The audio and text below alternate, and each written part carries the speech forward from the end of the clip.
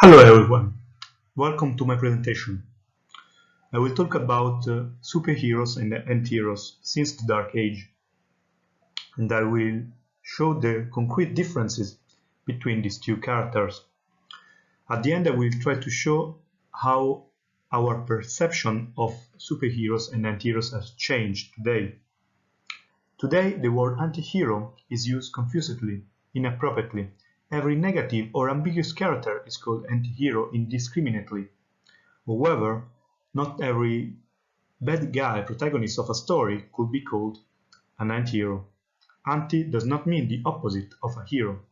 On the contrary, antiheroes have heroic characteristics. The antihero is a hero, but it does not want to be one, or it cannot be one, or it should not be one. Right, Brumbert? The antihero can exist only if the heroic model remains present in absentia, by preteriton. The antihero is still a hero, but fallacious, scandalous, decayed. Antiheroes are born from a crisis and they break with norms and conventions. In superheroes comics, what Grant Morrison called the Dark Age marks the triumph of these characters. The 80s. The USA has faced a deep crisis in the past years. The Watergate scandals, the Vietnam War, the fear for the atomic conflict, the Cold War, JFK and Martin Luther King's murders, but also new cultural and countercultural movements like the civil rights movement and the hippie subculture. Everything shows a profound social transformation and a crisis of values and certainties. Two graphic novels in particular mark a turning point in superheroes' world: Alan Moore and Dave Gibson's Watchmen and Frank Miller's The Dark Knight Returns, two works that embody the Dark Age's essence. A deconstruction of the superhero figure characterizes this period.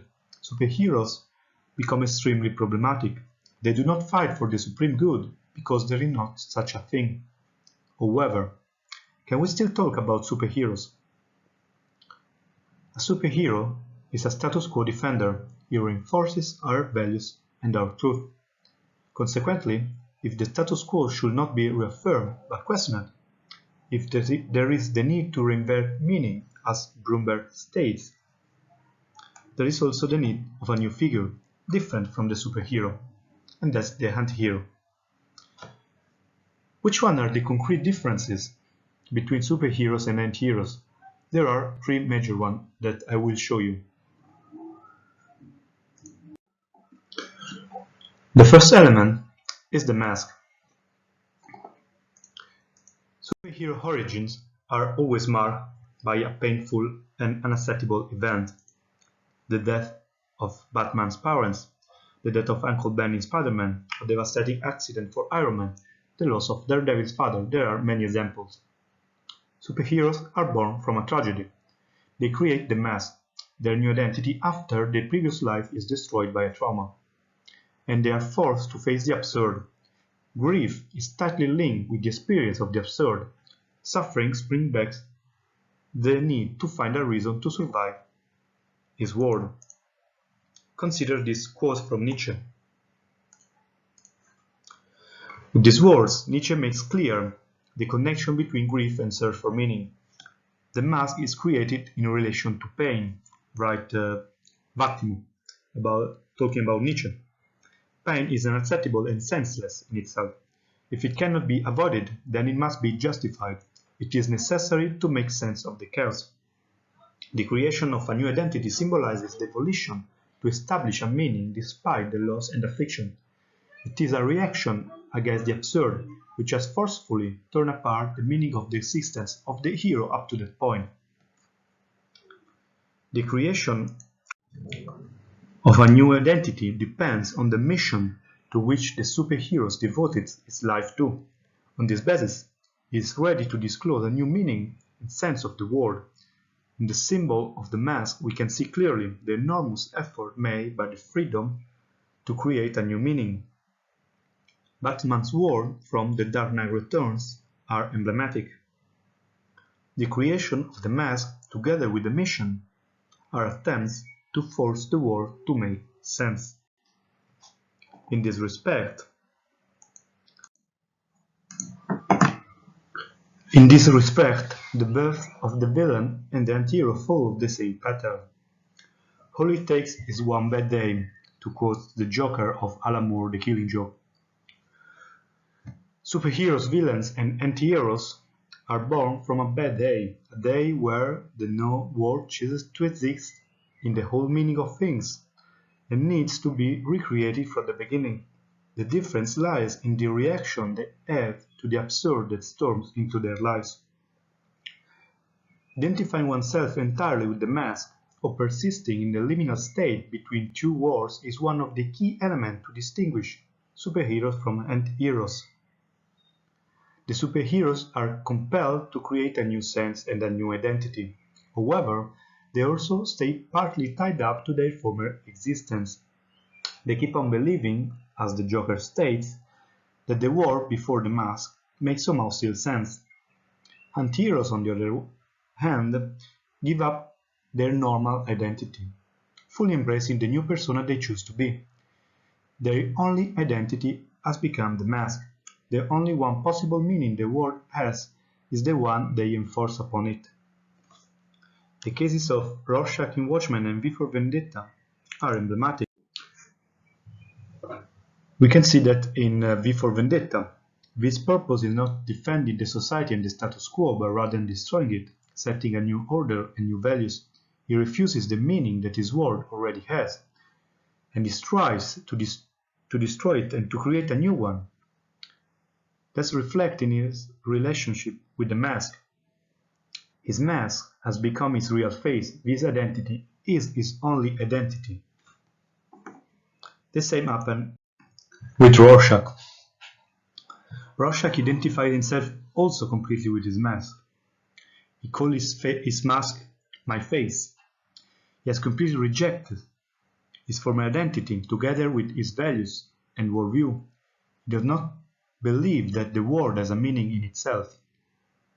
As we can see in this quote from Watchmen, existence is random, meaningless. Nevertheless, Rorschach chooses, in a titanic rebellion, to impose through the mask his meaning on a morally blank world. The relationship with the mask mirrors the character relationship with society. The superhero is still bound up to the society in which he acts, stands split between the brand new world he has created and the previous one, allows him to not conflict with the society but to be in its eye a kind of protector. It is fundamental for the superhero to remain in this liminal state between his civilian identity and the mask. To quote again, borders are the place for superheroes. Antiheroes, on the other side, embrace their mask completely. They are wholly separated from their society.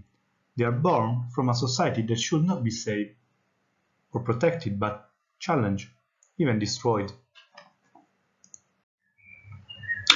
Superheroes' function is to protect and restore an essential good, society, while anti-heroes do not reaffirm the status quo values. Instead, they challenge them.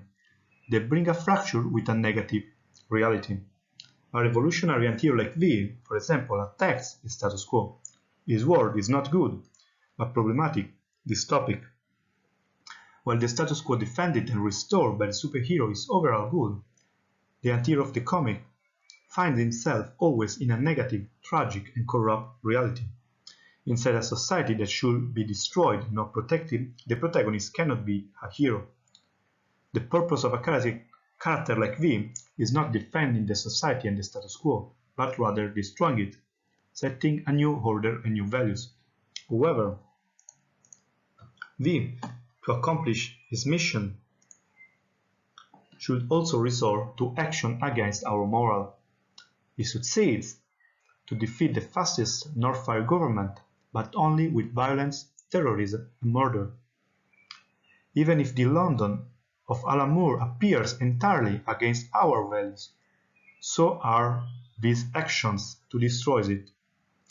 A similar values conflict happened in Watchmen. Ozymandias saves the world from a nuclear apocalypse, but only by killing millions. It does not matter if the society is dystopic, and horrifying for the reader as well. In it, V, Rorschach, the comedian Ozymandias cannot be heroes. In their world, to be heroes, they are forced to act like monsters. However, anti-heroes are not immoral, not like the villains. Their morality is heroic, like Nietzsche meant it. They live on absolutes. Superheroes have their own values. They also created a mask with his own worldview and morality. But in order to be heroes, they should compromise their morality with the common one of the society. They should remain in these liminal states. For the antihero instead, this liminality is lost, and the dualism disappears. While superheroes and villains reaffirm our values, proposing a clear fight between good and evil, antiheroes challenge our morality. They appear immoral at the beginning, but not like the villain that has an evil worldview that in fact reinforces ours. Antiheroes challenge our worldview because they share our values, some of them at least, but they bring them to the extreme, showing the aporia and the contradiction of our own morality. Thanks to its liminal states, superheroes can find a balance between different values, freedom and security, justice and vengeance, punishment and rehabilitation. Antiheroes, on the other side, strongly affirm one value despite the others. They challenge our worldview because their actions are not acceptable, yet they are inspired by a value that we share too, taken to its extreme consequences, breaking that balance with other ones.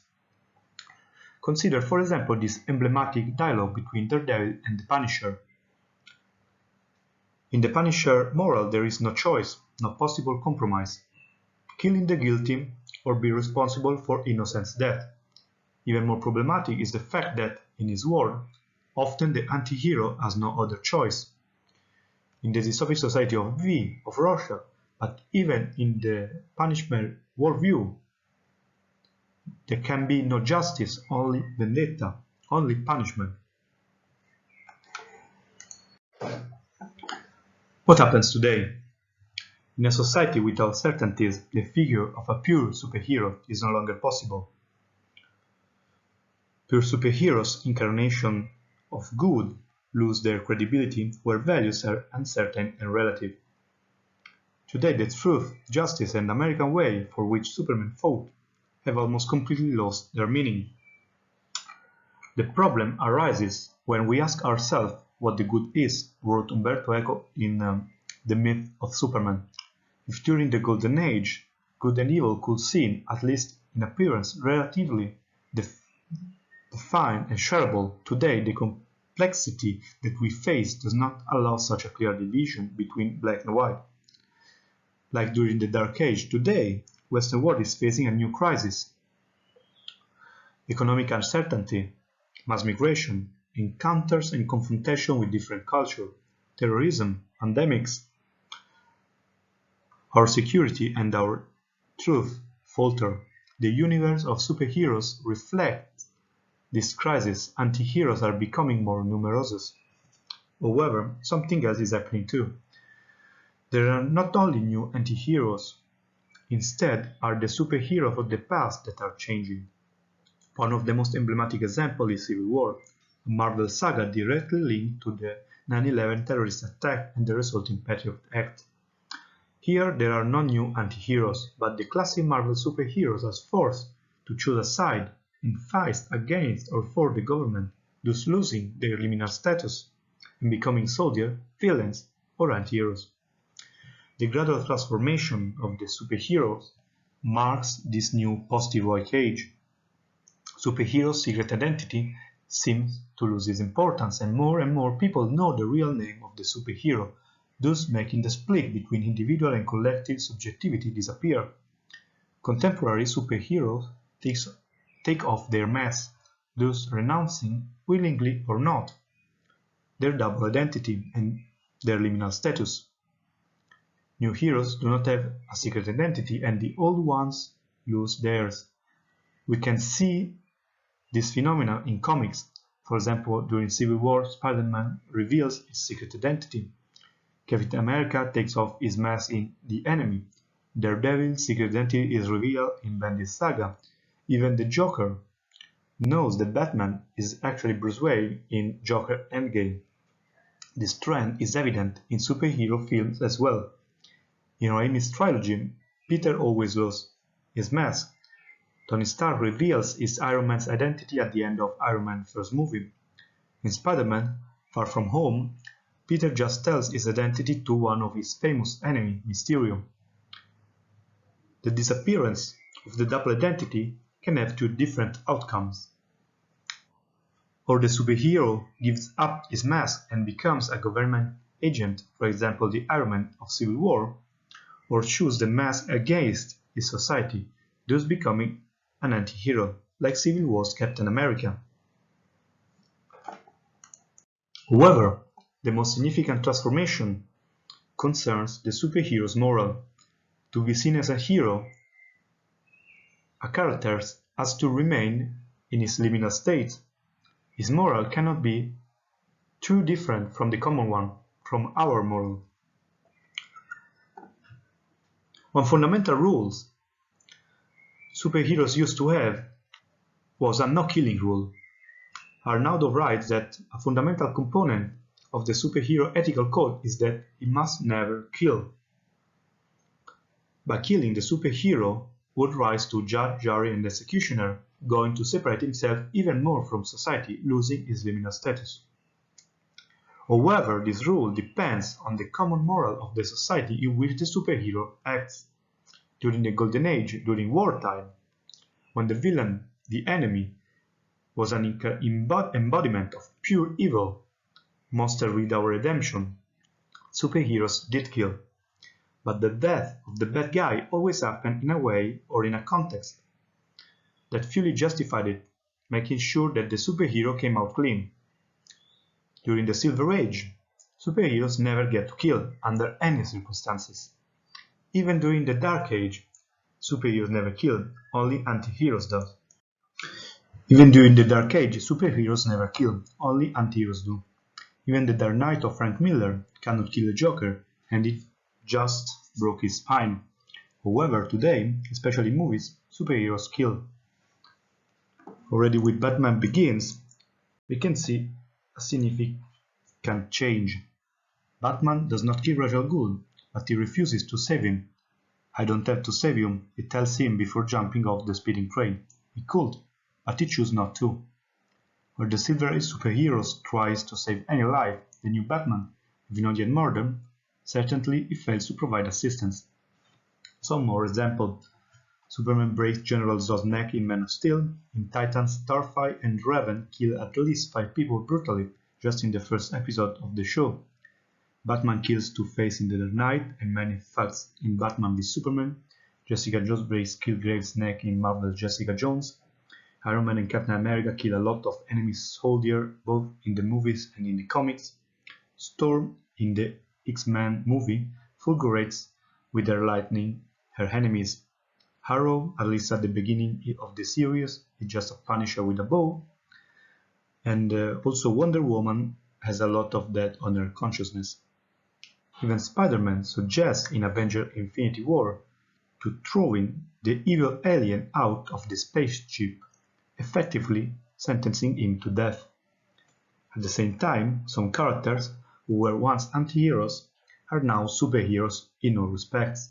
One among all, Wolverine, who continues to kill, yet is now considered a superhero rather than an anti-hero. Superheroes kill and, what is important, they still are seen as heroes, even though they became more complex and controversial figures, more anti-heroic, distant from the pure superhero topoi. They are not in conflict with their society. Their morality does not appear extreme to us. Once we would have defined those characters as anti-heroes. Today, our morality is different. Anti-heroes challenge our morality. Superheroes reaffirm it. If they kill remaining heroes, it indicates that killing is considered today as an unacceptable action. The defense of our good justified the death of the evil that apparently threatens us. However, this Manichaean distinction works only as long as good and evil are not well defined. until one wonders what good is, as Eco wrote, but it is made to coincide with us, thus identifying the evil in the others.